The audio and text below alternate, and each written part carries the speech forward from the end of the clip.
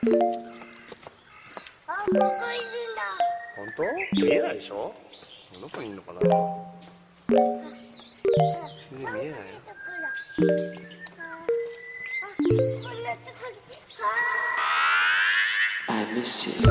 What's good, Internet? It's Friday, May 22nd, and you're listening to Waypoint Radio, episode 316. Wow, I really could have done like a cool, like Stone Cold Steve Austin 316 thing. Do you want to try it again? No, I absolutely don't. I don't have it in me. I don't have the time. I'm crunched by deadlines. You can hear it in my voice that I haven't slept. I'm your host, Austin Walker. Joining me today, Gita Jackson. Hello, I'm Gita. Hi, Gita. And Ricardo Contreras. How you doing? Imagining you fucking slamming 2 beers together right now in your bedroom. It's happening. I wish. I could go get a couple beers. I feel like that would be a bad way to kick off this day that's supposed to go for the next 12 hours of work. So there are worse ways. There are worse ways. You're right. You're not. Was that a beer? Did someone just open a beer? No, that was me knocking my iced coffee into my pop filter. I was hoping I was like, Rob has snuck into the call and opened the beer. Mina has joined the call Mina has little joined paws. With an IPA. Ella in the background just grabbed the cat beer. with 2 cans of Steve Weiser. We are here at the end of the week. We've all made it. This is the longest week ever. I am dying inside, but that's okay because if I look outside my window, the world is coming alive. The weather is getting better. Not that I get to enjoy it too much right now, but it's good. Everything's getting better out there. In fact, I hear, Gita, that this is also coming to the spring is coming to The Sims. The world is coming alive again. Sims, yes. I don't remember the name of this. Okay, let me see if I can find it in my head. Eco? Mm-hmm. Is Eco in there? Eco's in there. Is it a straight up name? Like, is it just like the Eco something pack, or is there like a fun? It's always like a 2-word phrase. Basically, there's the Get series, Get Famous, Get Together. And then there's like cats and dogs, and like that's like more specifically about that. Eco and dogs. Eco dogs, yeah. Eco this dogs. is about ecologically conscious dogs. It's about a team of super dogs that tell you to sort your recycling. No, it's eco lifestyle. I also call it eco living a lot because there's the tiny living pack. Right. Yes. Man, that's a lot. But eco lifestyle, which is all about the environment and environmentalism? Question mark? Yeah, it's about environmentalism, sustainable living, and the environment. It's very explicitly about these things. It's really a fascinating pack. I think one of the most ambitious packs I've seen from the Sims team. It's definitely, like, for me, on the level of trying new ideas that you saw from the original Max's team, where they're just, like, actually holistically looking at life and thinking about what actually affects people in the world. And it turns out global warming affects everybody. Yeah. So it's interesting. It's massive, and it's hard to describe like what would be the main feature of it, because there's like it's like when I talked to what's his name that made Doom, the guy that everybody knows. I'm so tired. Also, I've been working a lot. Right? Wait, who are you talking about? Doom. The guy Doom, the video game Doom. With the long hair. John Romero. John Romero. Yes. Not who I associate with The Sims normally.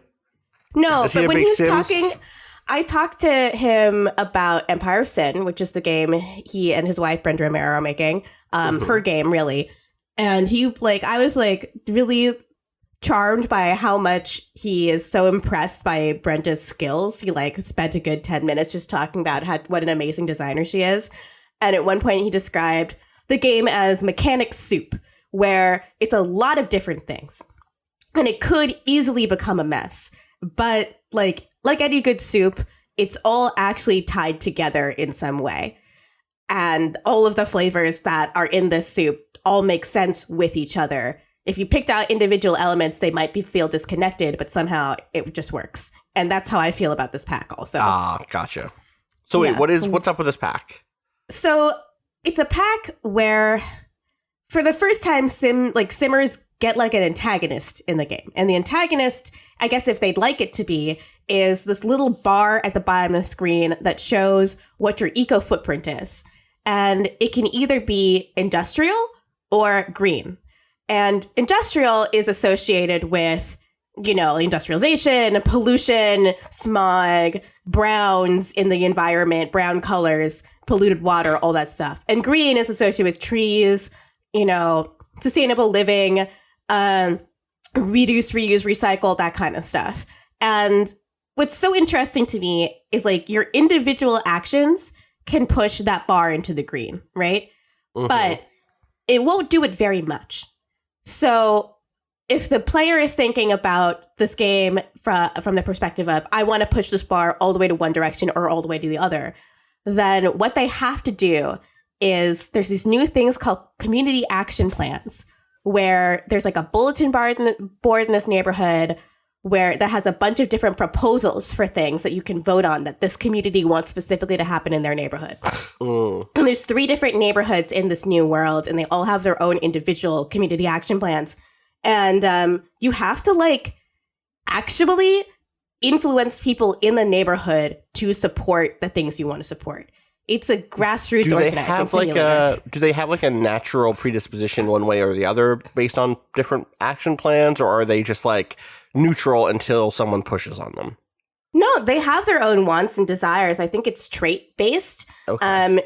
In the beginning, you'll get introduced to like 2 characters that will show you kind of like the 2 kinds of people. These are pre-made sims. One of them is like a guy who's, a grody looking. He looks like a lot of Oberlin students that I've known in my lifetime. Just like he smells a little bad, but he's well-meaning.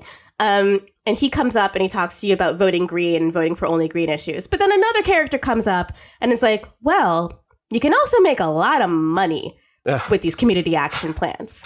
And if you wanted to vote for the more industrial stuff, then, well, a bunch of money could start rolling your way. And, there's some certain characters that are more inclined to vote in other ways. But what I found, I tried to just like canvas like you would on the street, where you like just go and talk to someone and be like, hey, do you want to sign this?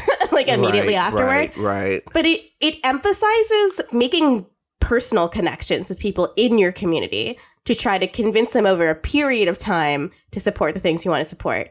What's fun and simmy about it, though, is like in the meantime, you get stuck with a bunch of community action plans that just fucking suck and ruin your life in a fun way. The one that I really hated, that I spent so long trying to repeal, and like it was like a multiple week campaign that I launched because I just hated it so much, was it was called Sharing is Caring. And it basically just allows people to come over to your house and steal your shit. And that just kept happening to me. Like I made myself a little beautiful, like little shipping container house. And the girl that I was trying to get my character to flirt with coming over, and she'd wander up to the shipping container that was the kitchen. And then I'd go up there and there'd be like 3 countertops and the stove gone. And I'm like, where are you keeping that even? That's very Give weird. Give it back to me. God. Listen, so even Marxists and anarchists believe in personal property, just not private property. Exactly. No one should take your fucking toothbrush, No. What are you going to do with that toothbrush? You're not going to put it in your mouth. That's disgusting. Please don't. That sounds interesting. I'm curious if you found like that there's like an interesting line that it feels like it's trying to walk, because like on one hand, it is definitely way more communal sounding than most sim stuff that I'm familiar with, in terms of, hey, to have an outcome, you need a lot of people to gather to do this thing or to agree to do this thing, which is of course part of the way in which any, large scale, local or worldwide change happens is collaboration between people. At the same time, I'm definitely curious if you felt like, one of the big things that we've seen a lot of pushback on in the last decade, especially regarding ecological change, like green initiatives, is pushing away from the idea of like the individual as the individual actors being the thing that need to change versus governments, companies, big picture things, like to change the way the environment is slowly, not so slowly, rapidly being destroyed, is like more than just one person goes out and canvasses and convinces people that what we need to do is have a community garden. That's a good thing we should do, 100%. Yeah, but I'm curious if it manages to walk that line where I'm just curious how it handles like that sort of interesting thing. Yeah. It sort of reveals to me the limitations of The Sims' universe broadly. So The Sims is like a PG-13 universe. Like, they don't have sex, they woohoo, they don't drink alcohol. Wait a second, they have sex. No. Is woohooing not sex? Woohoo is not sex. Woohoo is specifically not sex. Wait, what? How do they get pregnant? After you specifically woohoo to try for a baby, you can get pregnant, but it's not sex. They don't I don't know what they do under those covers. It might be budding, but it's not sex. The Sims team have said in order for them to get the T for teen rating, it needs to not be sex. That's silly. That doesn't make any sense to me. They also don't drink alcohol. They drink juice, and they don't get drunk. They get a sugar high. Yeah, I mean that. And they get a sugar crash. That like I get that because of the part where you don't get pregnant from drinking beer.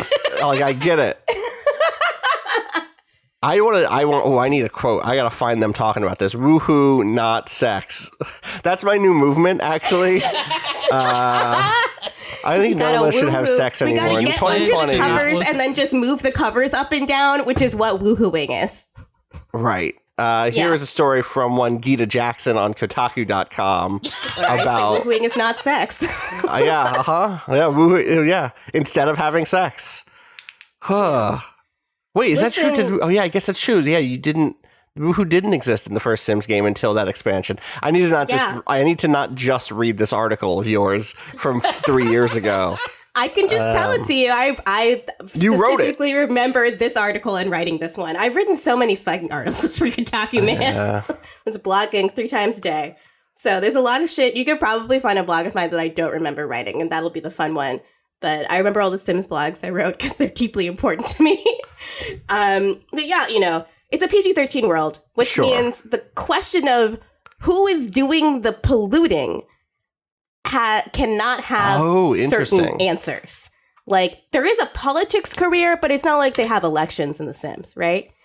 Right, you just get good at your job until you're president of the world. Yeah, exactly. I don't know if that's the current thing. I don't know if that's the current end of the politics path, but I know in the past it was very much like, you're a world leader now.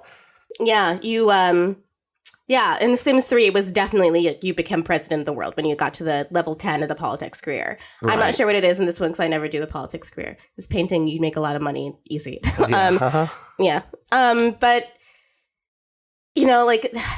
there's no corporations that need to be held accountable for their actions here. So when your footprint is already all the way in the industrial, you do get the sense that the Sims team was trying not to say that individual actions are the only things that matter by introducing this communal aspect to it. Right. But who are they stopping from polluting? But that is the question that haunts me.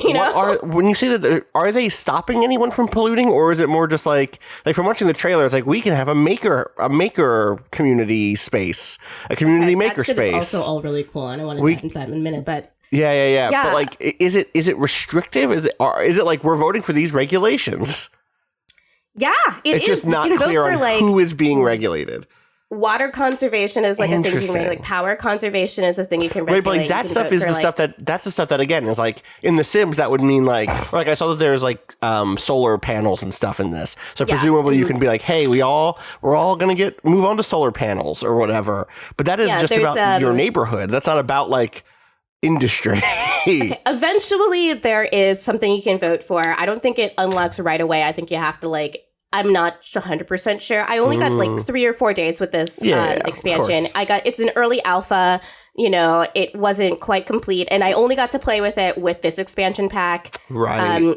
It's not out until next month, right? Or a few weeks. Yeah, early June is when it's out. They're showing this to people pretty early. Which is pretty cool, honestly. Yeah, but they told me, I saw a presentation from the Sims dev team. They told me that there are connections with other packs, which is what really excites me, honestly, because the Tiny Living pack folds very neatly into the idea of living sustainably in an eco lifestyle. But yeah, in the community action pack, I wasn't 100% sure if you can unlock this right away or if it's something that you should work up to, but you can eventually just vote for supporting green initiatives in name of your neighborhood. And that means the environment over time will physically change from an industrialized environment with dead grass and litter and like industrial, like pieces of industrial equipment all over the town to one with no litter and green grass and clear water and lots of new trees. And there's an implication there that it's not just the community, that your neighbors that are contributing right, your to neighbors the pollution cannot make the river nice. They can't. There's nothing they can do by themselves. Yeah. That's interesting, though. It is pretty good at showing the limitations of like what a community can do and like how frustrating it is. I'm excited about a lot of teenagers who are learning about grassroots movements and are about to be able to vote in this upcoming election, seeing an example of how positive change can be enacted by just organizing your neighborhood. Right. Go knock on doors, go talk to people, go like meet your neighbors and try to like figure out what shared needs you have. Like that stuff is all really cool. Yeah. Yeah, I think that's pretty neat. It's just there's this question of like, it's not like I don't think that the Sims team is not aware of the fact that major corporations do most of this pollution in the world. It's just that there's no room in The Sims 4 for that kind of idea to exist. It just, I feel like they could do it. It's just a matter of stepping on certain toes. And like, I mean, I just looked up, I happened to just look up the politician stuff. The like, what are the career paths for politicians in Sims 4? I forgot that the Sim stuff splits now. Sims 4, like career paths all end with 2 different paths. And one of them is like, you become a national leader. It doesn't say what type of national leader, but presumably, you know, the executive of some nation, the Sims nation. But the other path is that you become a philanthropist, and like the top level 10 thing is a charity icon, in which you rest atop a heap of goodwill, charitable donations, and causes solved to bask in the glow of a world better served. Enjoy the feels because you've earned them. And it's like, this is a game that has decided that the worldview that it has is one in which philanthropy is fundamentally as good as political change, right? Like, and that is just the world that it is. Like, it is absolutely a deeply neoliberal, like, dream world in which like that has always been part of what The Sims' appeal and also problems have been like the social breadth of neoliberalism that's like anyone can be the head of a crime syndicate, or you just work hard enough. Right, exactly. If you just work hard, it's a real meritocracy out there. I don't care who. But well, everyone's by default bisexual. Right, so right. I mean, you have to think about like what kinds of things do or do not exist in the Sims world. Right? Capitalism as it exists in our world does not exist in the Sims world because there's no scarcity. You can always get food. You can always get jobs. Mm-hmm. Right. So when you follow that rabbit hole down, it's like, are corporations even necessary in this world?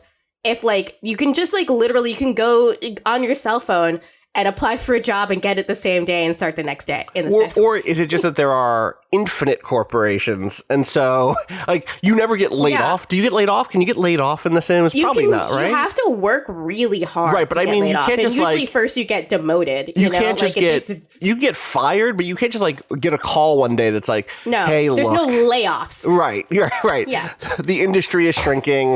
There's a downturn right now. I know you did your best. Too bad. It's not that game.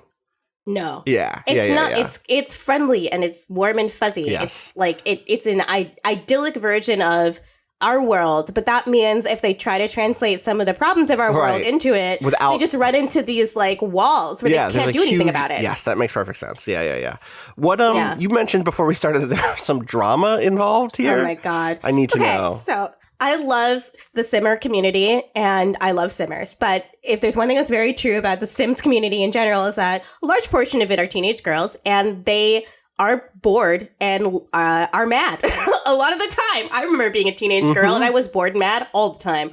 Not like a ding. It's just when you're older, you'll get it. I hated hearing that when I was younger, but you know, it's fucking true. So they looked at the trailer and God, okay. Well, it starts with this. There was a fake leak before this pack came out, saying that this would be a farming pack. And then people got really excited for a farming pack. Sure. A farming pack that never existed. That someone made up a fake leak. So then when instead it was revealed that it would be leak, and it's understandable that people believe this leak because almost every leak from The Sims 4 has ended up being true. This is the first one I think was a hoax. And I remember seeing that leak and thinking, probably true. I'll get an email about it in a couple days if it's real. And I got an email and it was about something else entirely. And I was like, okay, well, here we go. But Sims fandom, who had gotten themselves excited about owning chickens and running a farm, living off the land, when they heard that the next pack was going to be eco lifestyle, they got pretty upset. And when the Sims fandom gets upset, they start to really, really nitpick really, really small things. Like when they saw the trailer, which was revealed late last week or early this week, they pointed out like one or two animations and were like, oh, these are from different packs. I can't believe how lazy the Sims team is. They're just recycling content to be in this pack. And they like tried to be like, granted, I've played it and they haven't. So they kept being like, oh, I bet this is just going to be exactly the same as like a Cats and Dogs or Seasons, and it won't add anything meaningful to the gameplay. Having played it, it's radically different from those two packs, and it adds so much to the gameplay. I didn't even get to the maker stuff, which is like incredibly fun and a lot of what I spend my time doing. You can make your own furniture, you can make candles, you can make fizzy drinks now. Nice. That's all I want to do is just like make and sell, like have a simmer. It's just like an Etsy seller, basically. And like I think as soon as I get this pack, I'm going to try to do that. That's incredible. Yeah. Right? You could just make a living just making stuff, and that sounds really fun. That's like my personal fantasy, right? Like that's my fantasy that I want to live out in The Sims, is like being a candle maker for Etsy. But like it became like a tizzy, and like a part of it is also that this game that's in development that does not have a release date. I want to be clear. It's called Paralives, and it's like a competing life sim I've game. heard. I was talking to a friend of the site, Janine, about this game the other day because she said so here's my understanding. Paralives, it was kickstarted or like Patreon backed or something. They like raised a bunch of money through crowdfunding. Is that true? Am I misremembering I believe this? so. And they've always been kind of courting the Sims fandom, and they have posted about, like, people have posted about in the Sims subreddit a lot. Simmers who are interested, who are frustrated with Sims 4 usually point to Paralives when they want to say, like, well, these people are doing it right. Right. Blah, blah, blah, well, blah, blah. the big thing that I'd heard, the big thing that Janine told me was, like, they only showed their first character the other day after years of not showing what the characters look like. Yeah. Which they have seems weird. The environments look great. Like, architectural tools that seem very fluid and interesting. Right. But you can also, like, now that I've played a lot of games, like, for work and talked to game developers for work, I looked at it, these demos of them, like, grabbing and moving walls and changing the height fluidly and all this shit. And all I thought was, if that code intersects with another code in a way that is not agreeable, you know that it's going to become like a non-Euclidean nightmare. The Sims is such a complex game. It's one of those games where, like, like an indie studio can try to make a Destiny, but it would take a long time, be very expensive, and they'd have to cut a lot of shit. And I think an indie team could try to make a Sims game, but it would take a long time, very expensive. They'd have to cut a lot of shit. And like I think it's good to see other developers trying to get into the life sim market, because Sims really just cornered it. I think it's good. Even if Paralives ends up being like middling, I'm happy to see someone else in that space pushing on it to make it. Yeah. Because like more things in this vein just to me means more options and more variations, so that it doesn't always have to be that same style of I would take a less complex version of The Sims that had corporations in it, where I could get laid off. I would take a more complex version of The Sims, or a more janky version of The Sims that took place in a different environment, or that had, you know what I mean? Like, I would take sci-fi Sims, but from someone else. Like, I miss Sims Medieval, which is not a perfect game, but I would take someone else doing that vibe. In fact, I think someone has. Now that I think about it at all, I just forget the name of it, and no one I knew played it, so I was kind of convinced, like, maybe it's not that good, because all the people I know who like this sort of thing would have told me that it's good. It's just The Sims is really good at making sure the Simmers only ever pay attention to The Sims, and I fall into that trap very easily because Sims has such a strong pedigree, and like the Maxis team, this is like the last remaining part of it. You know, if you have any respect for the Will Wright, you are just interested in what they're doing, because there's still people that worked on The Sims 2, which is like the last real Will Wright game. Right. On this team, and you like can't not have a little bit of respect for. I like have such a deep respect for them for that specific reason. And I think this specific pack is evidence of that sort of Will Wright, like genius, like mechanics genius stuff that was always really impressed me. But so around the time that this trailer came out, Paralives had their first character design trailer, and people immediately started saying, again, for the umpteenth time, Paralives is just a better version of The Sims. Oh, I can't wait for Paralives to kill The Sims. But then I watched this video from my favorite Sims YouTuber, Lil Simsy, Kayla Sims, is her actual name, Lil Simsy. And she had a trailer reaction, and I was watching it, and she pointed out something to me that I forgot about, but it's real, which just makes me feel fucking insane. It's just like, there was a lot, when we got the Laundry Day pack, it was actually the result of a community vote. And Laundry Day was voted for because it was in a theme of pack ideas called Eco Living.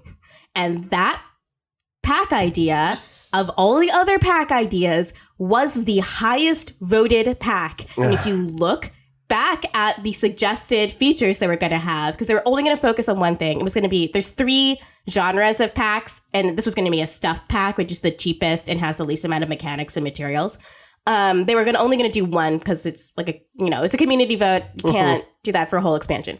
And laundry went out because a lot of people love laundry in The Sims. But they also had stuff like being able to craft things, or organizing, living off the land, that kind of stuff. Stuff that is actually in the eco lifestyle. So Simmers, like the people who are like, you literally voted for this. Like you wanted, like this is the thing that drives me insane about The Sims, is like they'll get what they want and they'll still find a way to complain about it. That's really funny. Once you see a lot of this, is like once Simmers actually start playing the game and start playing the pack, they'll be satisfied with it and they'll love it. The only 2 times I've remembered that hasn't happened, and it was my first pet stuff, which was just kind of like a lackluster pet stuff pack, and toddler stuff where they had that ball pit that was a flat texture. And those 2 times I kind of got it. But like, you're going to play this pack and love it. And you voted for it. And you wanted this. Yeah. So what's the issue here? Yeah. Communities. Communities and like you said, being a teen when just like so much of being a teen is being miserable, in my experience, that it's hard for me to throw shade on anyone who is miserable about shit. I think the people who I thought were happy when they were teenagers were also miserable. Like they also were having their little dramas. Absolutely. It's just like a painful time, and school is out, we're trapped inside, there's not a lot going on. True. Yeah. I get it, but also listen, don't get your heart broken by a game that doesn't have a release date. And also, like, just wait for the pack to come out. I promise you, it's fascinating, and I love it. Yeah. Let's take a quick break and come back and talk about some more games. BRB.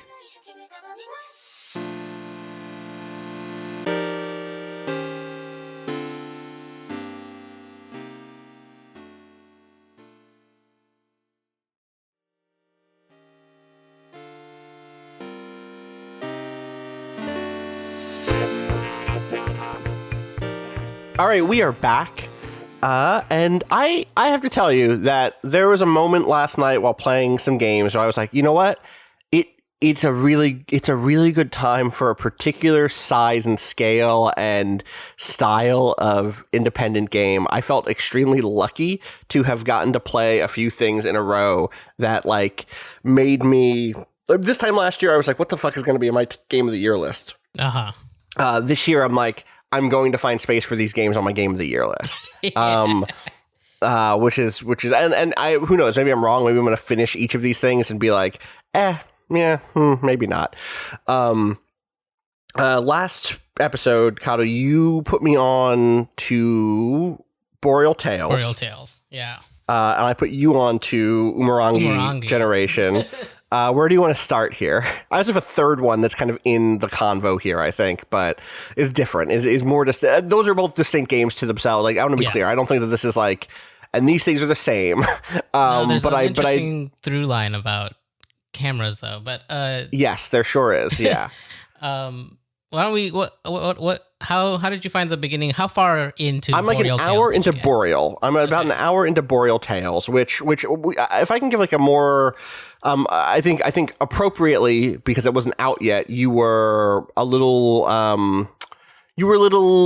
vague on like what the basic pitch of the game was because it wasn't out yet, right? I was trying to speak more to aesthetics and like totally, which you did great, which pulled me in for sure. The gist of this game is like you are okay. Well, now I also see why you had to right. Be a little It's also because something about the reveals are interesting, right? Like something about But I think it's worth setting up based on the fact that it seems pretty central. The gist of this game, the basic setup is you're a character whose friend or ex or partner has gone missing in a modern city. Is it? Wait, what is it? Sister. It's your sister. Oh, I have not gotten that confirmation. Really? I feel like that was early on. Maybe I just missed it then. I did not realize that those two characters were sisters. Yeah, yes. No, I'm only an hour in. Was that Bree and Sarah, right? Yeah. So you start the game as Bree. There's kind of like, upper age teen, mid-20s, somewhere in there, somewhere between 18 and 25 is my guess, who's kicking around an old gas station, kind of an abandoned gas station, when this giant block of colored static appears. Yeah. And it appears in such a way that everyone is like, fuck. We haven't had one of these in a while. Yeah, it's back. Shit. It's back. Shit. And what unfolds is an adventure where you are jumping between this character, Bree's perspective, Sarah, her sister apparently's perspective, as Sarah is inside of that cube, question mark, that is like an alternate dark version of the town that you're in, which is this kind of industrial town plagued by accidents in the factory, by anti-union drives, by just like strange occurrences. And also you end up seeing some stuff happening in that factory. And then there's some other perspectives that you take also as the story kind of jumps around. It doesn't jump around. I don't know that it jumps around in an as... It doesn't feel like vignettes to me. It feels like there's a thread that connects each of them, partially because the way that you kind of transmit the player's control is diegetic. You're like using a tape deck. You're using like a VHS cassette deck and an old mirror to move between spaces. Did you not see the one that was before you go home? The graves? Yeah. Yeah, totally. But not just you looking at the graves and then being transported into a different perspective. Because there was definitely a second part with that same character where I switched characters in between without going back to the home. I know, but there's always a medium. There's always there was always a plate. There's always a thing that drags the player's attention through in my experience. It never felt random to me. It always felt very much like, I'm looking at graves and now I'm this ghost. Now I'm Fusilier the ghost, who is tied to this grave in some way, no, presumably. Maybe it's just past where you are or something, but there are definitely moments where you're one character, kind of action happens and then you reach what would be like the end of a... Okay, that has not happened to me yet. Like you reach what is like, okay, now we're going to the next screen that hasn't loaded. I hit the button to load. And you switch what actually into... loads is a different scene entirely. Interesting. Okay. This game feels so in conversation with Kentucky Route Zero, with Night in the Woods. There's an emerging genre here of like shitty industrial town, surrealism. I say that as a compliment to this game, not to say it's biting, because I think the thing that makes it so distinct to me is that at the same time that it's clearly in conversation with those, it's also in conversation with those games are in conversation with. Those games didn't invent small industrial town with surreal shit happening and underlying labor concerns by any means. But it also has like such its own distinct voice that feels rooted in a different vibe on the supernatural. The thing that you mentioned a second ago, Kata, was the camera stuff, right? Do you want to explain how that works? Well, I actually just that was where I ended up stopping, and I think I have a bug because I'm not quite sure. Oh no! Like last time I tried it, basically there's these symbols on the ground, and when you get to those symbols, you pull out your camera and you start looking for something specific. And I think it bugged out because I like lost UI, and then I couldn't exit the game, and I hadn't had time to jump back into it yet. So actually, I'm not. Yeah, really I've had explaining this exact mechanic. I had my UI. Okay, well, you definitely would have gotten it by now, unless you missed the. Did you drink the blood on the ground as soon as you saw it? Yeah, did you? No, I left it and went and found the camera. What? Yeah, you had the camera very early. Wait, what? Yeah. That store is open. Like the first time that you go to the other perspective. No, see, I drank it immediately, and it changed the scene after that moment. Yeah, that is one of the connective tissues. I've gone through this cycle multiple times now, where like I go into that world so when you first go into so I mentioned the big weird static cube. Yeah. If you go into that cube, you take the perspective of Bree's missing sister Sarah, and the world is strange and staticky, and there is like there are birds, sipping blood off the ground from some sort of weird dead animal or creature or something. It's all very surreal. It's not horror in like none of this is gruesome. The style is very like shades and colors and like very PS1 era, fixed camera positions, stuff like that. It's creepy, but it's not. So far it has not been. There's one section that I think was like made me a little spooked, but that's it. Yeah. But if you go to the left more, that store, the gas station or whatever it is, it's not the gas station, it's another different store. The video store is just open, and you can go in there immediately and get that camera. And so with that camera, anywhere that there's one of those sigils on the ground, you can stand and then go into like a first person mode and look around these 3D environments, which is fascinating because it's a fixed camera game, and so suddenly dropping into the first person stuff is wild. At that point, you're looking for one of these other sigils in the world that's like another little red glowy symbol. And once you take a picture of it, you can then give it back to the person in the VHS store. No, sorry. You can, I think that's what you do. I think you give it back to him, and then he gives you a tape or something. See, he gives you something else, and I've done it. I've just now forgotten what it is because there are so many little layers of things like this. So you grabbed the camera the first time you were in that cube? Yeah, 100%. I had it because then I used it immediately back in the other gas station, in the regular world gas station. I just got the camera. I did a bunch of other shit. You did you did the first aid kit. You did the and in the grave, and then I went back and did the first couple of tapes. Yes. See, I've only done one of those tapes.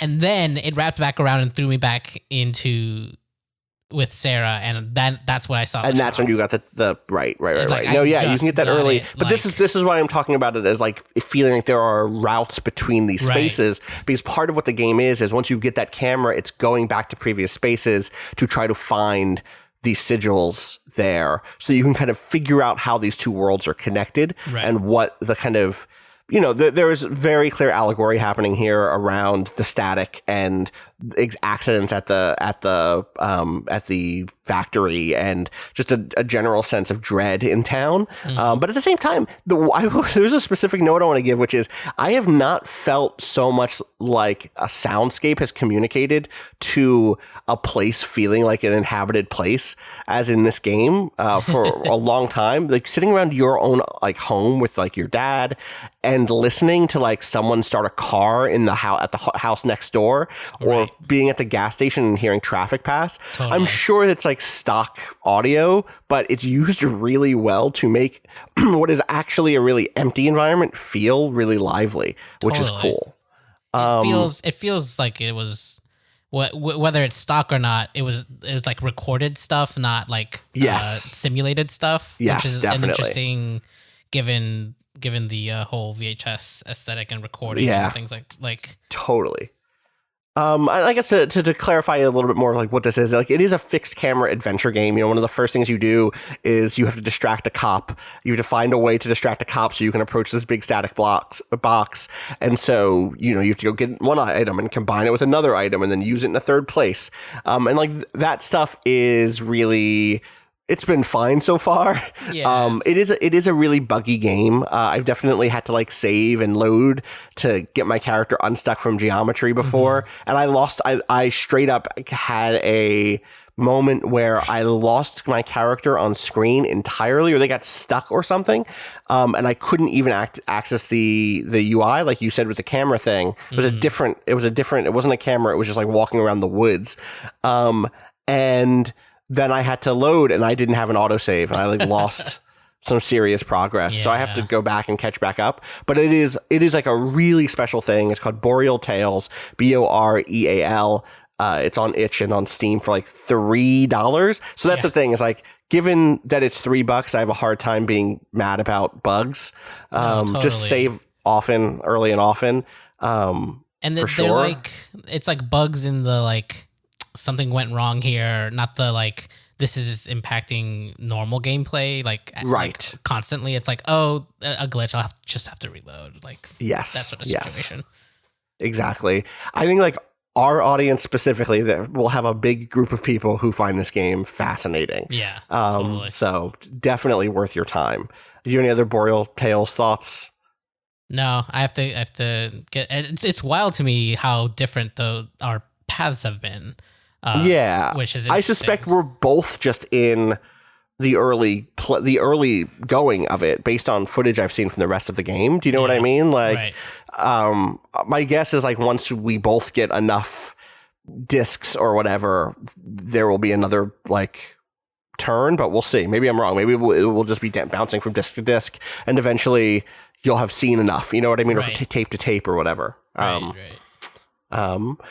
So the other thing that we talked about briefly on Monday, and is now available also, is Umurangi Generation, which is so much different than what I thought it would be, but also also really hits, really fucking hits. I love it a lot. I don't think problems with it. Oh no, what's up? Let me give the pitch and then we'll talk about the problems. Okay. Totally. So it is a first-person photography game in which you go through a series of levels, and you have a set of objectives. Those objectives are things like take a photo. They're like photo bounties, basically. Take a photo of 2 stereos. Take a photo of the Union Jack flag somewhere. Take a photo through your telescopic lens of a bird and a cat at the same time. Stuff like that. Or find a word in the environment. And so to some degree, it's like a little bit of a pixel hunt in the sense that you're exploring in first person these environments, some of which are pretty large in terms of like, it's not a room that you're looking around. It's like it's like a bunch of rooms or a bunch of empty, or not empty, it's a bunch of streets that are poorly lit or whatever, right? Or really brightly lit. And then you take the photo, and then things like the composition, and you're graded, so to speak. You're paid based on things like how colorful the photo is or how moody it is. There's like, what is it, the 3 C's? Is that what it is? Yeah. From the tutorial, is it content, color and a third one composition, right? Yeah. And that stuff is mostly hand wavy for me. Like I am just taking pictures that I want to take, so it's not really like there is a side goal every round that is like make X dollars, but it's easy to do that just by taking enough pictures, basically. But that is like on paper what you're doing. The thing about the game is that it is set in a sort of like post-apocalyptic / cyberpunk world in which you're learning about why the world is the way it is, why there are big walled cities, why there's such an interest among people in virtual reality, why there are UN guards everywhere, and sometimes the sound of gunshots or sirens in the distance. What's up with these creatures you keep finding? Small things like that, all through just the visual storytelling, all through just the environmental storytelling of signage, of levels being in different locations and showing off different things. This is not a game with dialogue. This is not a game with like, audio logs. It's all 100% communicated through like what are the movie posters about? What type of movies are being made in this world? What's the graffiti say? And most of the graffiti is a little bit better than traditional games graffiti, where it's like, "Tell my mom I love her," written in blood, or whatever. So what are the problems that you're having? So, and I think a lot of this stems from having had such a good time with Tales from Off-Peak Cities camera moments, that I have partially issue with the way that this is gamified. Specifically, like I feel like the way that the objectives are set up and the way that there's like a timer, which doesn't ultimately matter. It. Yeah, I do ignore it. I do 2 runs. I do a run where I find everything. Yeah. And do it on my own schedule, and then I do like a speed run after within the 10 minutes, because there's no way you could do this on your first jump. I'm with you. I think they just shouldn't put the timer there. Yeah, that's the thing is like it still causes this friction of it being on your screen all the time, and like it being like at the very least it should just be in the menu. Yeah, or something else. It took me. Or like have there be a separate time trial thing that you could go back to or something. And the second part of this is the way that the objectives are set up. Oftentimes you're doing some like very minor platforming. Or like moving around some of it's about not that minor. Some of it is like And I have so much issue with how slowly you move in this game, and the way the jump doesn't feel quite right. Where like, it took me a while to get the jump. I've gotten the jump now that I understand that it is like the warlock jump in Destiny. It is very It's you like jump. Is the warlock jump the one that it's a boost? It's like a big. No. What's the one that the earlier you do it, you jump higher? Yeah.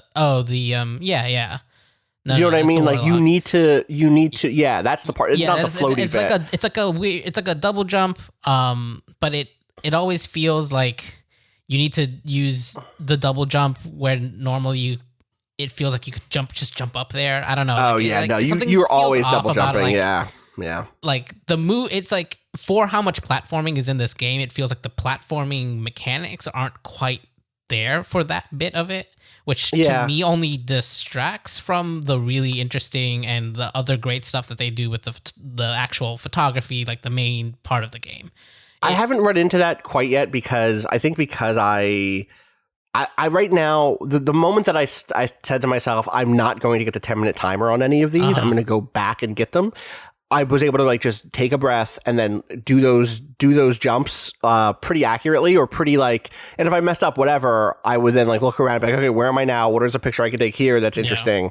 And then let me wrap back around and do that jump again. There are definitely moments. The thing that ended up being more frustrating for me in terms of the bonus objectives were just finding those film canisters. There are also collectibles in each of these between like 6 and 9 hidden film canisters. And those are cool because they're hidden in places that like tend to be cool places to take photos photos from, or that like to find them you have to really understand that there's like, oh wow, this plank leads up to this, you know, cargo container that actually then lets you jump over onto this roof, and then on that roof you get this really great shot of the plaza below, and there's a film canister up there or something. So I don't mind that there are these collectibles in these levels, but I definitely, those are the things that I'm like, I have 5 of the 6. I cannot find the 6th one. Where the fuck is the 6th one? And I've gone for 30 minutes. You know, that's the other half of, if you ignore the timer, I put 40 minutes into that first or the second level. Totally. Right? And didn't find that 6th canister, the 6th film canister. And that's the point where I was like, I'm just going to, not only am I going to ignore the timer, I'm going to just play the game. I'm going to play the game. I'm going to try to get the bonus objectives done.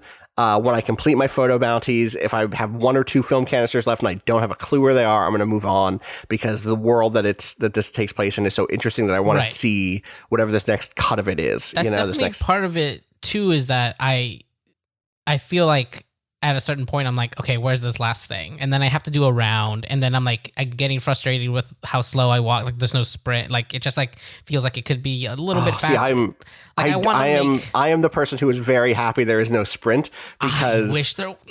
I get it, but like that's not my vibe when I'm playing this game. Like I was happy that Boreal Tales had a sprint, because my perspective didn't matter in it as much. Sure. It's a fixed camera game.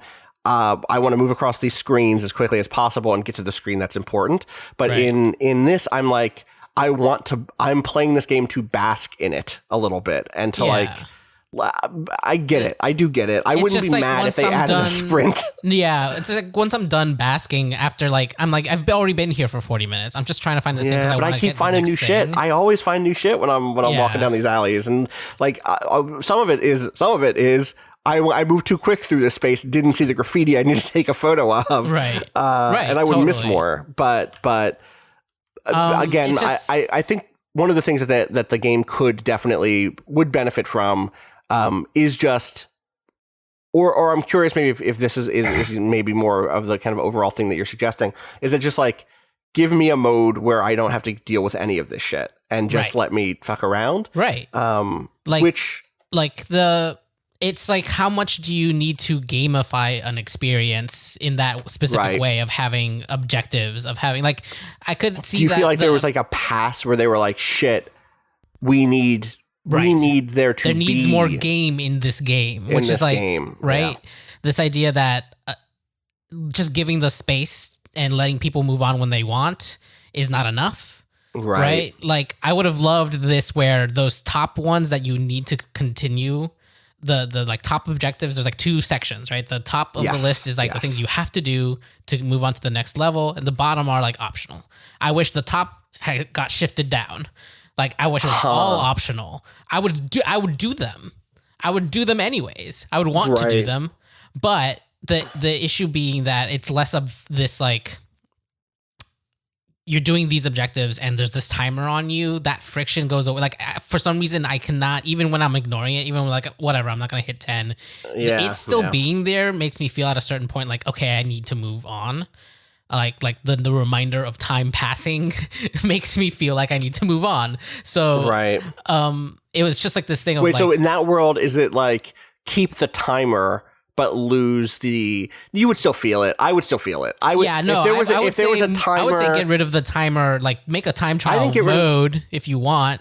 Or no, like, I really think the timer brings nothing, because once you know where the things are, once you know what the shots are and where the film canisters are, there is no time. Right. Like, you'll get it done in 5 minutes for the for the most part. There's a couple of like, I think the third depends level, on how good you are at that jump. Yeah, but once you learn that jump, and you just do that jump first. Do you know what I mean? It's like, oh, I didn't get it. Let me restart. You know. But once you do know where everything is, like, most of these levels are very fast to do that. But yeah, I guess if you really, really want the time trial mode, it should be its own mode.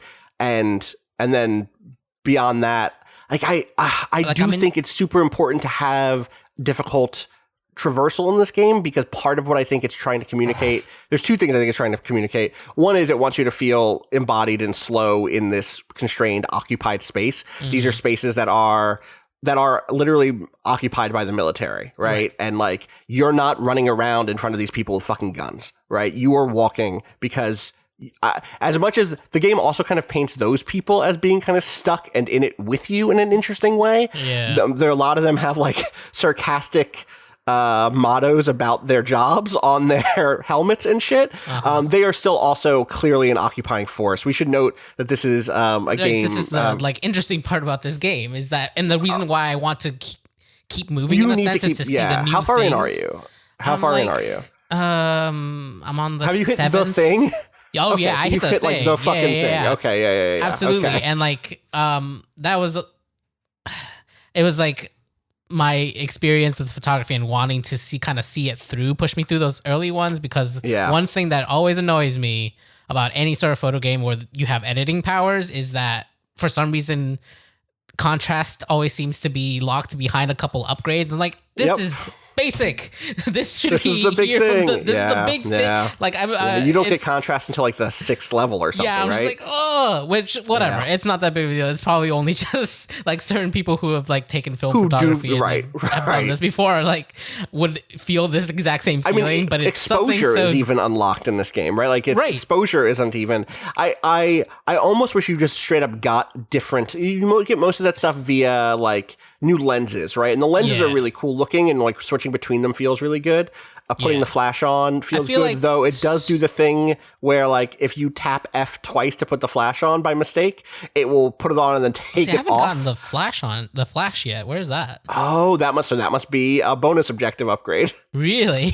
100%. Wow. So wait, that means that means you haven't seen any. Okay, wait, let me show you some photos that I took then. Hold on. Because I am in love specifically with that, like, you know, the aesthetic, the flash on at night in urban setting. Yeah. Things are overexposed in the near I was surprised when I got to some of those darker areas that they hadn't given me the flash yet. I knew the button was there for the flash. Let me drop you some shit that I love that I took. Here's this, which is like... Speaking to the way the shadow falls behind that railing is so fucking good. Very good. I took that exact same photo almost, but without flash because I don't have it. Without flash because you don't have and the flash. And I just fucked with the exposure and stuff. This third thing here of like the super exposed close person, and then like the way that falls off but has the neon lit in the back. Like I just want to collect all of my favorite photos and post them. Like that is how much I'm enjoying. Which also another thing I fucked up. Oh, buddy. I completely misunderstood the tick box where it says save to gallery, which apparently is on by default, but it's like a little white square with a circle in it. Yeah. And to me, that felt empty, and like clicking it and filling in the square was me turning it on. It's like, I don't know how many other people will have that problem, but just so you know, that circle, when the circle is there, that means it is saving. Yeah. That means and I thought it was opposite. And then I exit the game and it's like, show me the folder with all the images in. And I was like, why are there two things in here when I spent like an hour in the space? Which is... That sucks. You know, I gotta say, I have not said a single word just while you guys been talking about it, and I've just been listening. But looking up these pictures, Austin, I have bought so many freaking games because of this podcast, and I have this already downloaded and installed, and I'm gonna start playing it as soon as we get off the pod. Fucking so like the photos in this game that I've taken are like I'm like proud of them in a way that doesn't make any sense because the real thing this game did was make me pissed that this is not a genre that is popular, right? Because I want one of these every year. Yeah. Like I want a game in which I'm going through environments and just like composing interesting shots every year. The other thing forever. But I guess that means what I should do not popular though. Like I talk to like people, you know, the category of people who like don't really play games but definitely play games, you know. They always say to me, "Hey, do you know if there's going to be a new Pokemon Snap?" Pokemon Snap. I know. I get it, but like the answer is there isn't. Is a market. The answer is that I don't know that there is. I don't know that market has. My thought is, if there was going to be a new Pokemon Snap, there would be a new Pokemon Snap. My guess is that when a big company looks at a game like this, they go, "There's not enough replay value for people to spend $50 on it." But I don't want I don't want the $50 version of it with Pokemon. I want this. I'm happy I have it, but like, yeah. I would have spent $12 on one of these every few months for the rest of my life. Alternatively, I should just get a really nice camera and learn how to shoot photography because clearly composition is a thing I enjoy. Yeah. Yes. But like, like you can even, I think it just speaks to, like, also there's something incredibly satisfying. I know, like, everyone complains about Instagram and the way that people behave on Instagram, and like the Instagramification of beauty is like a really intense problem. Mm-hmm. However, Instagram allows amateur photographers to become actual photographers for like 1 second. And there's something really satisfying about that. Well, yeah, you know? I guess this is the actual other thing that I hadn't thought about here is like, I don't use Instagram. I used Instagram when it first came out, and it was like, but before it was the thing it is now. And then I realized, like, I don't take pictures. Like, I'm not a photo person. This is the thing, like, truly about me is like, I don't have college photos. There aren't very many photos of me, despite being someone who's very much in the public eye. I don't like hang out with my friends and take pictures together. And that's not a judgment on that. I don't have like a collection of family photos. I don't, when the family photo books come out, they don't interest me. I'm not that person. And yet the experience of composing a shot that is really only for me, that is really like, I said like, oh, I'd like to put them somewhere, but I'm probably not going to. Or maybe I'll put like 3, or maybe I'll do a post of here are my 4 favorite shots that I took in Umurangi on Twitter. But that is probably going to be it. Like, there is something about the experience of just shooting photos for me that this brings out that I didn't expect, and I suspect that's because it does make things like fucking around with exposure and tint and saturation and contrast like very simple and.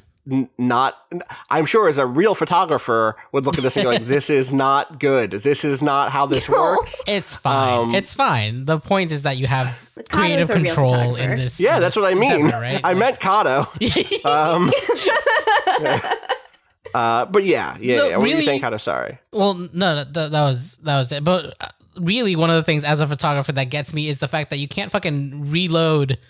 You can't recock the camera without like leaving the viewpoint, scope, which is this is like because I've had like this specific embodied it's like the experience. first sniper rifle you get in a video game. Yeah, is the one where you have to pull the lens away from your face.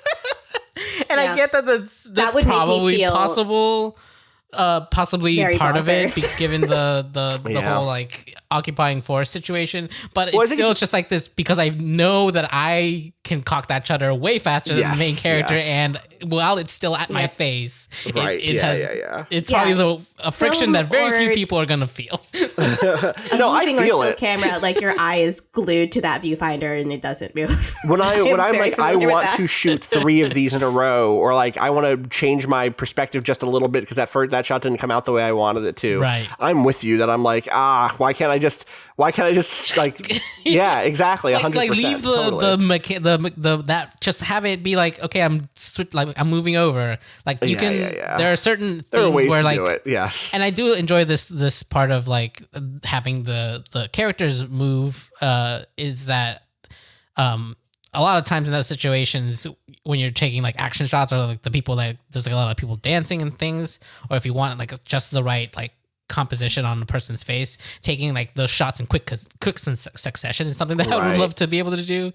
But you have to like, it like takes the camera off your face. Your character does a little like cocking the shutter and moving the film over one.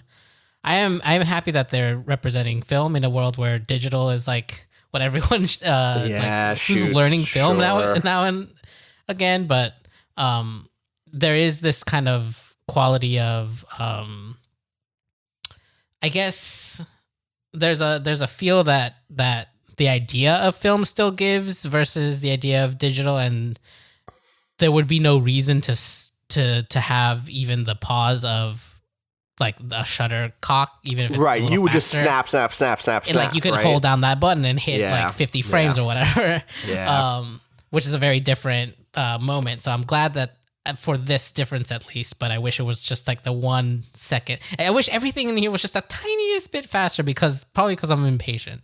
But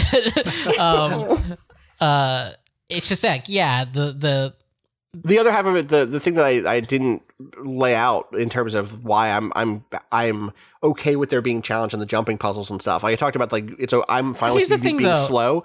Is that like I do? It's not just challenge. It feels bad. See, I don't think it feels bad. I think like it this feels jump. really I like bad. this. If you go like space, you fucking launch. It feels sick.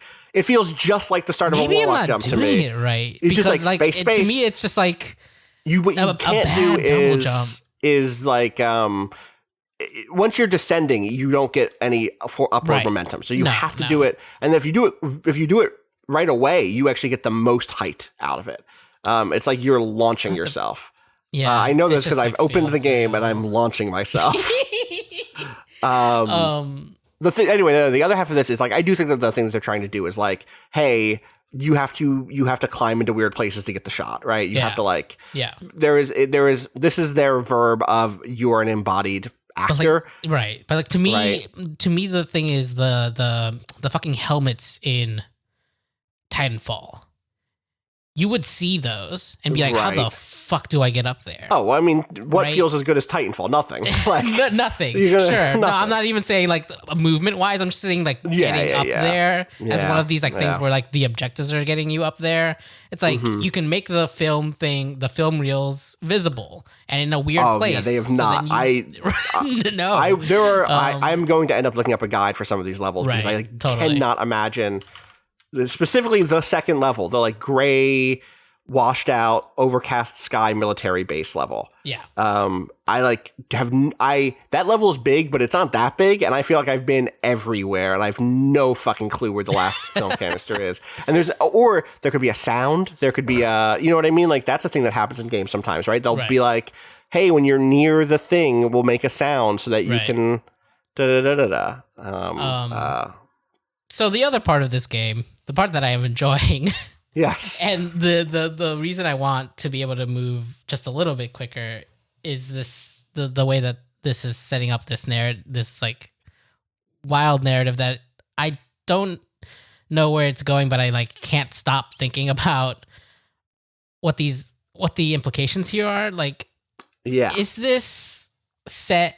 This is set in like a weird future. Obviously, there's like fantastical things happening, but there feels such a like this like I don't know. There's a ring of truth of it that makes it feel like it's based on a specific event almost. Yeah, I have the same feeling. Like, so I know that it's made by Maori developers, and it makes me not just that, but like specifically the relationship between the like occupying / protective force, the gesture at a particular crisis that is ecological in nature, but also is about like, is there a world where can we just do a 5-minute? We've talked about this game a lot, right? Let's just say right now for the next 5 minutes we're going to talk about like a little bit of spoiler stuff. It's pretty clear. It's clear within the first 3 levels. You do the 3rd level and you go like, oh shit. Okay. And as Kato's in like the 7th level, there's enough here that like I think the bulk of the game has you knowing what this is. So jump ahead 5 minutes or something. Kato will put timestamps in the so that'll let you jump ahead to the next topic. This is a kaiju game. This is a game in which a giant monster seems to have attacked New Zealand, right? Yeah. And you are playing in the generation of people who are living through that. There's graffiti about, about the attack, about people lost in the attack. A lot of the culture reflects that because it's a lot of movie posters about movies about people fighting monsters, or the opposite. People, there's stuff about like how we're the monster, or stuff like that. Do you not as cheesy as what I just said though. Do you know why you're not supposed to photograph the Men of War yet? I haven't done it yet. I've done it. I don't understand what happens. I think it's bad for something. I think it's probably not good. Don't do it. I don't know why. I'm not gonna. Like so really... one of the things it tells you in the tutorial is like, oh, here's how you take photos. Da, da, da, da. Like, all right, you're good to go. Well, quick thing: don't take any photos of these neon blue Man-O-War that just show up sometimes in the levels that are just like on the ground. Yeah, don't do it. Don't do it. It gives the whole thing a real like Fooly Cooly vibe. It gives the whole thing this vibe of like. There is another layer happening over mundane life that you should do your best not to interact with. Right. So part of me feels like this is about. I don't want to. I think all the vignettes are the same, regardless of whether or not you actually photograph one of the. Oh, I think so too. Yeah. But there's this idea, obviously, like pretty basic idea of making something real by recording it, making something material by having a record by photographing it, and it's like the parts that you're not supposed to pay attention to are these small, like seemingly what's it called, Man-O-War are dangerous if they're in the water, but when they're out, like, you can easily avoid them. They're not that threatening when they're not, like, secretly, super long and you can't see their tentacles and they can, like, really fucking fuck you up.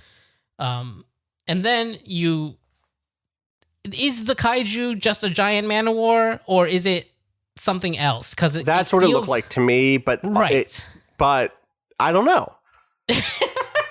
But who could say? Yeah, it's very difficult to tell, and I guess the flash probably doesn't even reach out that far. But it has this whole feeling of like,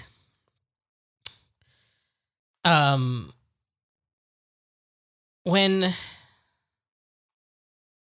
there's a lot of thought out there about war photography, about photographing moments of violence and moments of people's suffering, that I think specifically the third map or whatever zone in this game kind of jumps into, where you're fighting the kaiju's attacking, right? There are suddenly hurt people. And one of the objectives in the game is always get a group shot of your friends. Like, there's these 3 characters. Wait, does the penguin count? The penguin counts. The penguin, yeah, 4. Pen counts. 4 Oh, shit. Uh-huh. Yeah. Uh-huh. I thought the robots looked a little... Okay, anyways. Uh-huh.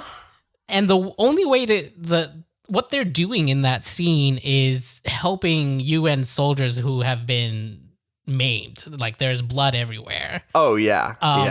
It has this, in a way where I feel like for some reason other games that have, I don't know, I guess it's different because other games where there's like scenes of war, like you're a different type of actor in that scene, even if there's a photo mode in that game, right? It never strikes on this tension that exists when you photograph scenes of extreme violence and suffering, right? And I think part of what this game is trying, or like hopes to do, is one of the big like theories that Susan Sontag puts on in regarding the pain of others, which is about photography and in like war zones, is this idea that even if you need to be aware of, obviously, the photographer's biases and framing and all of that sort of outward situation, but still it is important to understand that this is one of the only ways in modern society to get the word out, in essence, is the movement of these images. And this game feels like they're trying to get the word out about a specific place. And I only wish... Is that sorry, there's kind of 2 thoughts there. One is, do you think that it's purely allegorical, or are you saying that that is the feeling it captures? Both actually. Okay. I think it captures that feeling, and it also captures and also I feel like it is, the game itself is trying to talk to a specific thing that I certainly am not aware of what the UN tensions with this population is, and will now probably go read about, right? Like, well, it both captures it.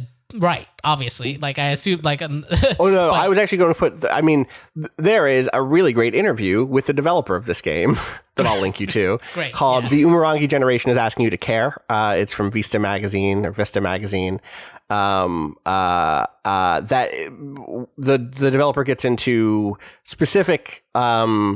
specifically talking about their indigeneity in relation to in relation to ecologic disaster. The quote that jumped out at me here was one of the elders over here in Australia said to me, "We're often listened to but not heard. When I think a lot about the societal issues like these bushfires, one of the reasons it was so bad is because the government didn't want to do burn-offs. A lot of indigenous communities have been saying, hey, our families have been here forever and we know what the right time is to do a burn-off, so listen to us." And people would see that as just nonsense. You know, these fellows don't know what they're talking about. And that's the energy I'm trying to capture in Umurangi, the idea that the game's main crisis event probably could have been avoided if people cared in the short term. I'm designing the game around people who actually do need to hear that message, not necessarily people who already know. I'm not trying to overload people with my philosophies. I just want to ease people into these ideas, into my culture. Totally. It's a really, really, really good interview. So it's probably worth digging that out. Whether or not you play the game, it's a good read. Yeah, and like I think that's part of what I like the most about this being a photography game specifically, is that idea of the kind of transferring something to a further reach in that specific way. Has a lot of history behind it, and especially in being an outsider, right? In being someone not from that culture, right?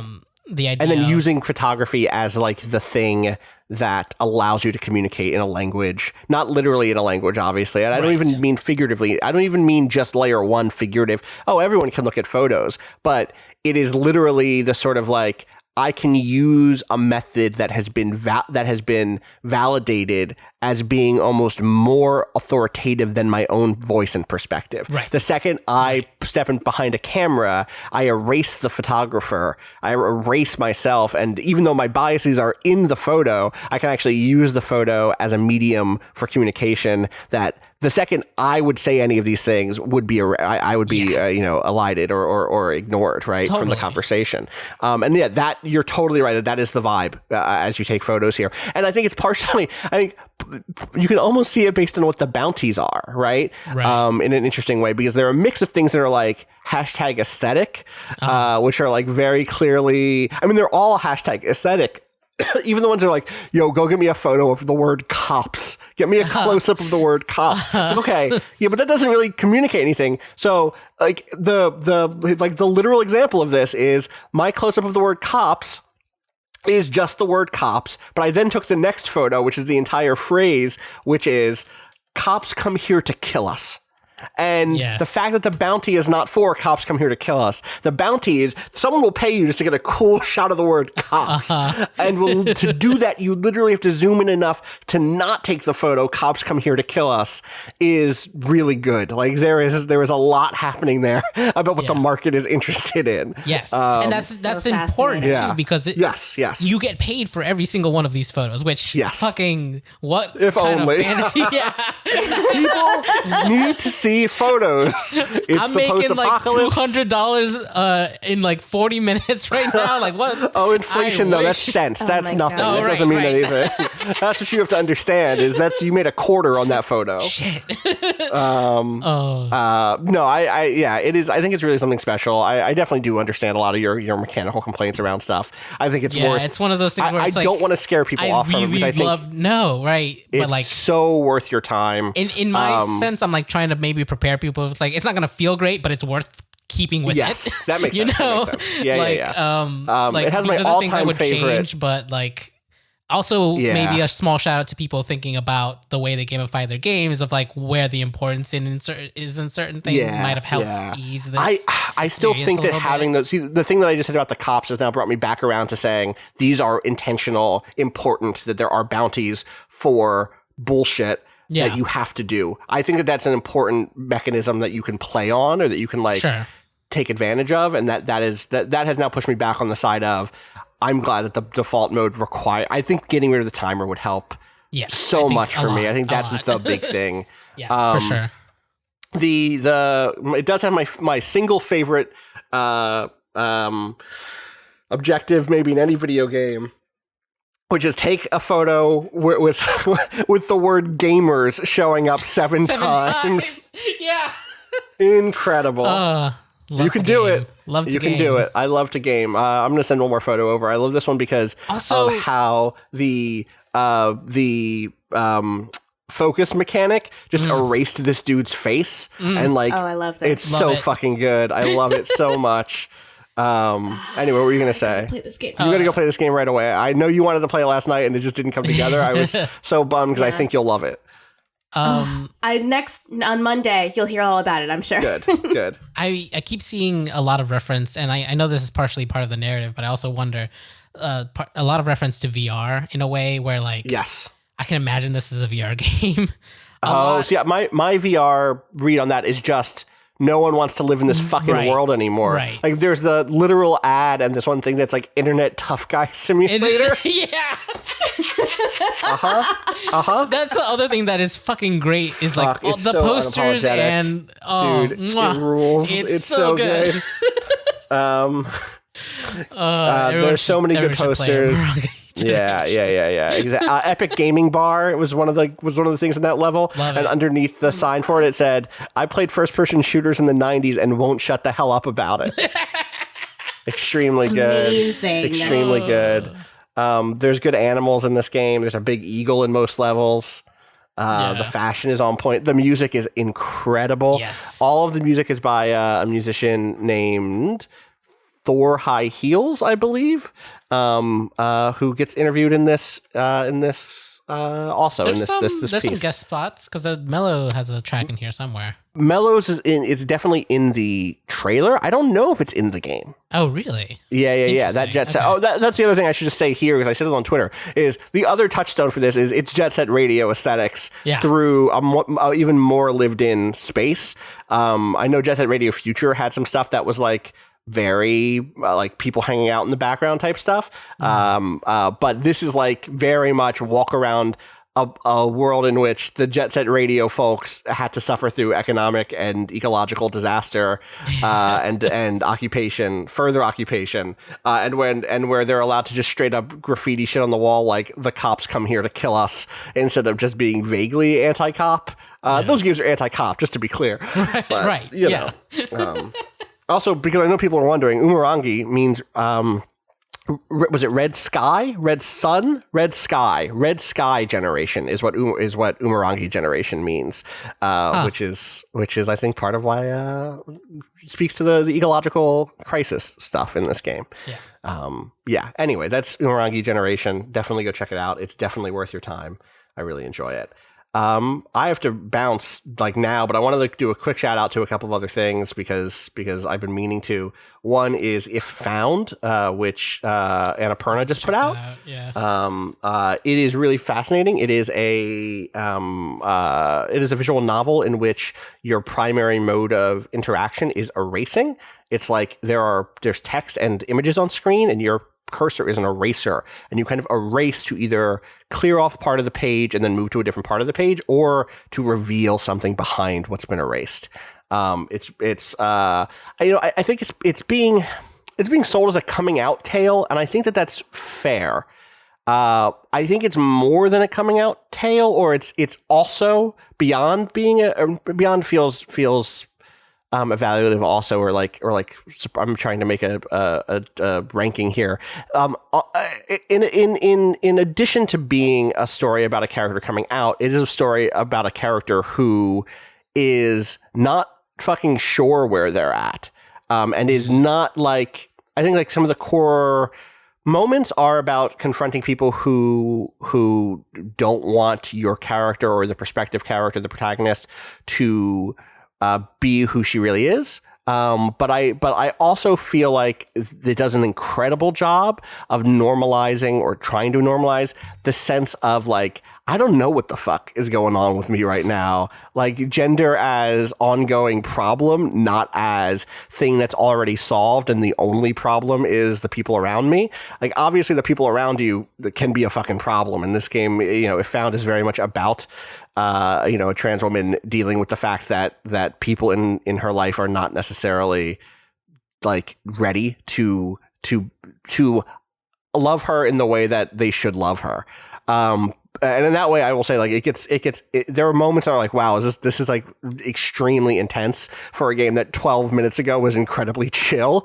But I think the thing that does the best is this just sense of, you know, it's a game set in Ireland in 1993. You're playing a character who's just come home from school, from university, who has changed a lot while in university and who's gone back to her small hometown, and has to deal with people there and find people there that you know fit with her, and it's a really, really good story. I think it's visually really sharp. It's definitely worth your time.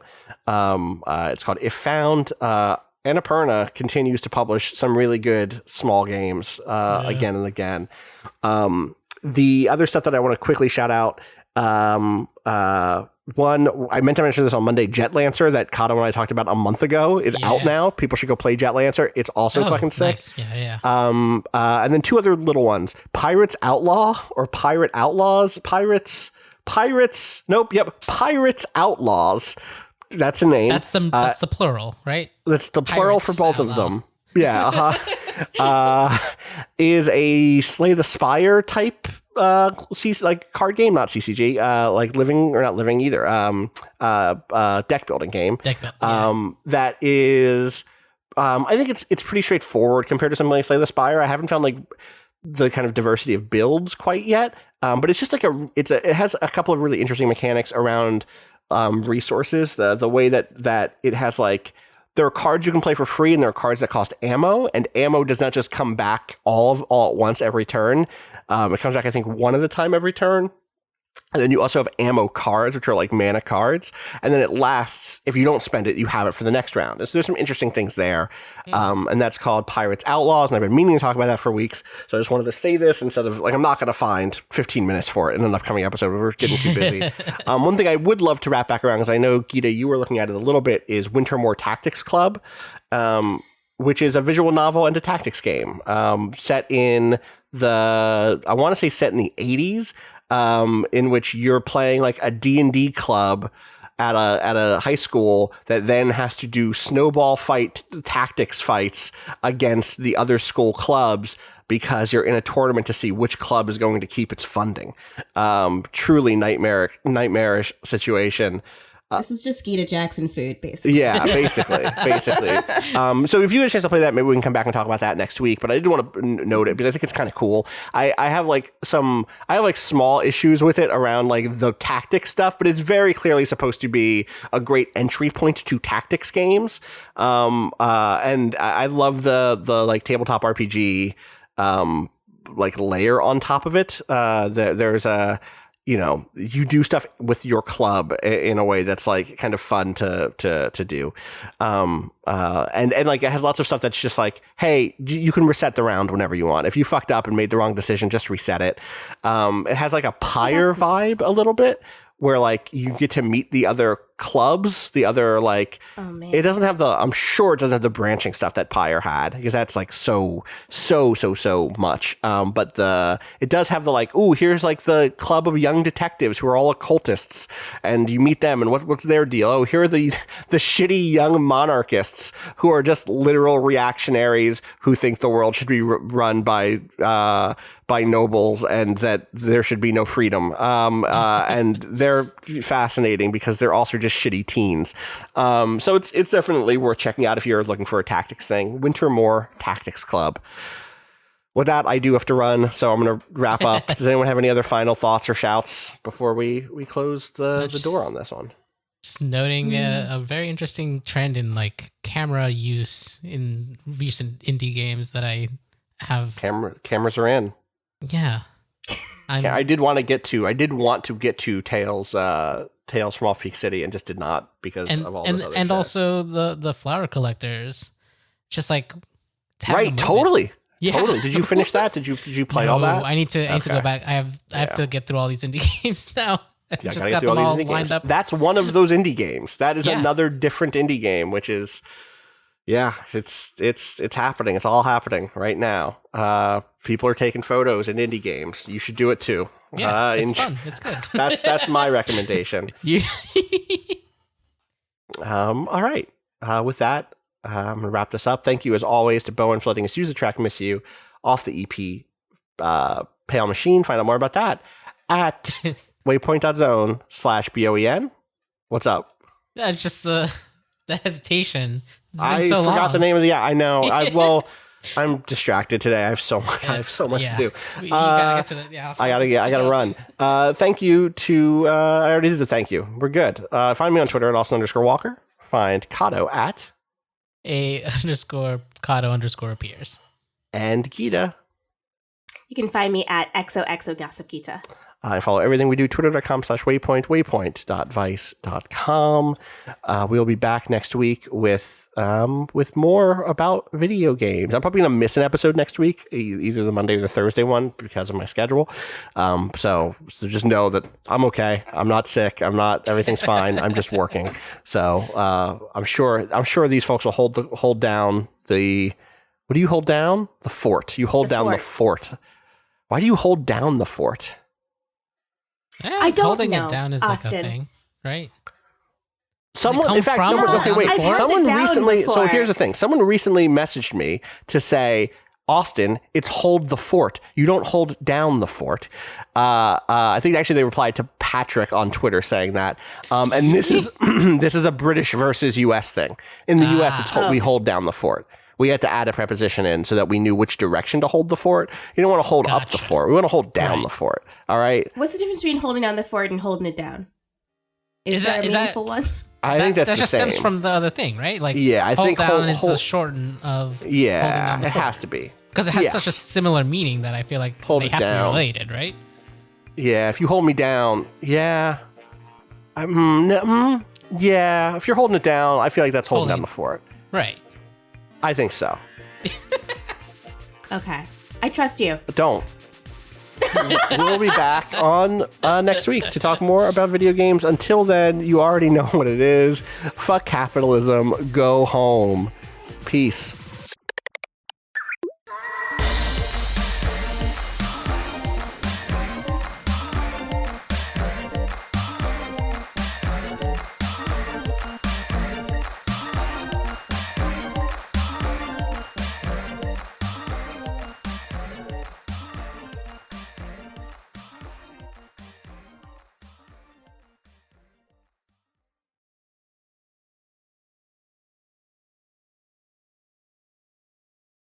Just want to get through this month. I just need to get through the month. You're going to do it. Everything done. It's fine. You're going to do it. I'm having going to end tomorrow, basically. some issues. I'll be right back. I mean, you're going to... Check. Test 1, 2. Test 1, 2. It's just a lot of deadlines all packed into a few weeks.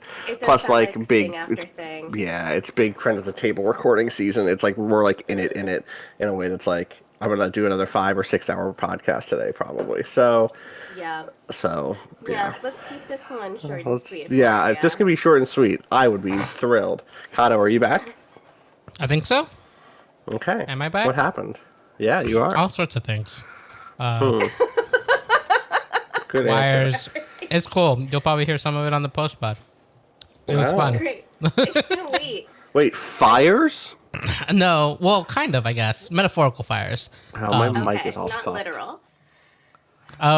You sound very far from your mic, Gita. It's because I was leaning back from it. Hello. Okay. Now I'm talking directly into it. That sounds yeah, better. I was just slouching. That's fine. I just want to make sure we had the mic situated the right way still. Yeah, no, I turned it around, so this is what it sounds like with me actually talking into the front of it. Great. Sounds great, I think. It's really, it's actually, like, it sounded fine last time over the call, too. That's the thing. But once I had your file, I was like, oh, this is just a way. Wrong. Yeah. So Waka waka. I've just, like, I don't know who, I think it was my therapist I was explaining to, because I was trying to explain to her why I was talking to her with this giant mic. And I was like, I regularly, like, fuck up the recording to send a Kato. And when he was like, I think I'm going to get advice, send you equipment, I was like, please help me not ruin your life anymore. I would love to that. All right. Yeah, it wasn't too bad, but it's just easier this way. Can we time.is? Yeah. Oh, yeah. Let's do that. My clock is 3.4 seconds behind. It's always something. It's everyone's is. I don't know what the mechanism is that leads to that, but mine is always off by a little bit too. I've heard that it's power. What do you call it? Not power unit. What are those things called? Power source. Your power source? Yeah. Is that what they're called? I think so. I'm very tired. I'm sleepy. What if we podcasted from bed? Supply. It's supply, not source. Yeah. A power source is something like a superhero has. It's your power supply. Not the same thing. Fucking crystals. Probably. It's probably crystals. All right. 50 seconds. Is that good? Are people ready? Yep. Nope. Yep. All right. Made it. Just in time. We did it. All right. International Tea Day. Also, World Day for Cultural Diversity for Dialogue and Development. Love to develop. I like Tea Day better. Yeah. Let's think about Tea Day. Oh, hey, it's the UN. Well, of course it is. That's the thing. Yes. Yes. All right. Friday tomorrow. Tomorrow's Friday. Oh my god, I'm so fucking ready. All right, same.